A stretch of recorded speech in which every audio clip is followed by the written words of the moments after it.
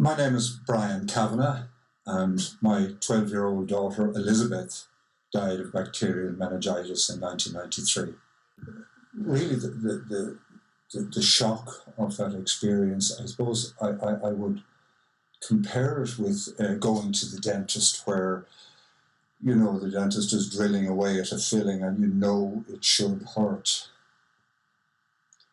But it doesn't. It's just, I suppose nature provides us with a sort of anesthetic, I think, to cope with the suddenness of this shock.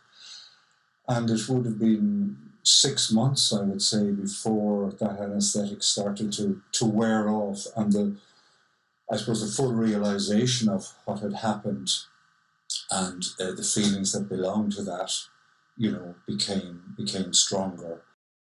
As a parent, I suppose there's a responsibility. Rosemary and I had to look after Elizabeth and our other children and clothe them and feed them and protect them. And basically, we screwed up. And that was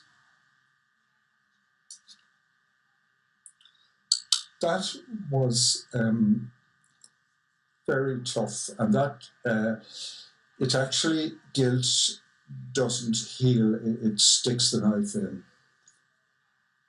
further, and so when after a few months after she died and the feelings returned, I certainly felt guilt, and here you are, you just let her go. Why didn't you call the doctor? Why didn't you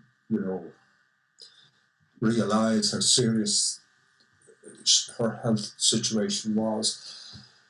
And that was very, very painful, and it doesn't get you anywhere. It just cuts deeper. But I know then, just soon after that, I realised that we all did that from the day she was born to the day she died. We loved her and would have done everything. And look, if I knew the numbers for next Saturday's lottery, I'd go out and buy a ticket now. I mean, hindsight is wonderful. And of course, if we knew what we do now, I mean, again, that's something the Meningitis Research Foundation have done, to make sure as much as possible that every parent and teacher or guardian knows the symptoms of meningitis. We weren't that aware of them at the time, and that now that information is out there. So, but really, just getting back to what I was saying, just not knowing something, hindsight is wonderful. And of course, and as soon as I accepted that, look, of course we'd have done everything we could for you, then that guilt evaporated. Keeping a diary, I found, was very helpful. I'm not one to keep a diary and haven't done one since, but for about 6 months, I just noted my feelings. Just noted how I felt and what happened on the day. And that was useful just to read back over that after a few months. So, if I felt I was sort of just wading through molasses and getting nowhere with this thing, to then look back a few pages in the diary and say, well, hang on, things are a little clearer now, and they are a little bit better. And that was very helpful.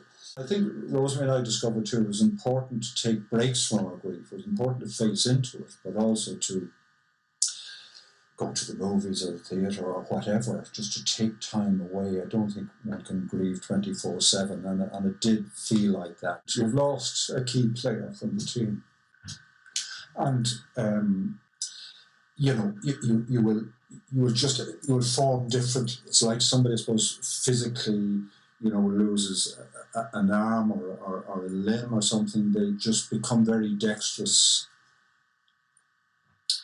with the other limb, or if they lose their hearing, their sight becomes quite crucial. Their other senses are employed at a stronger level. And I think there'll be a bit of that going on. It was very important for both of us, and I suppose we did this at different stages, just to let go, just to let her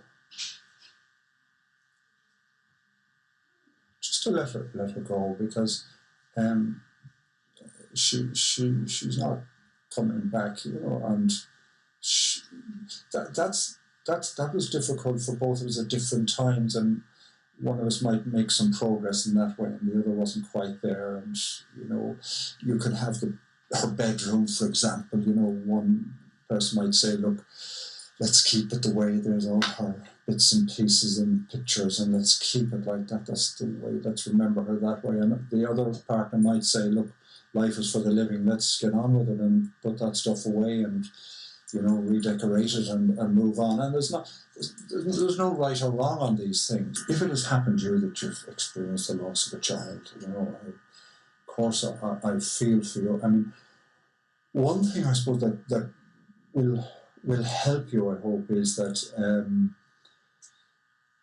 your feelings, the awful pain you're going through, is a natural response.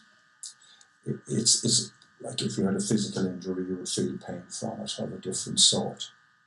It's the same thing. So, you're not going crazy. You're not behaving in an irrational way. In fact, being irrational is probably a very good response. So, you may be even numbed by the feeling. You may find yourself very angry, or you may find yourself having difficulty to express what happened. Just try to do that. Try to share the experience and how you're feeling with anybody that will listen to you.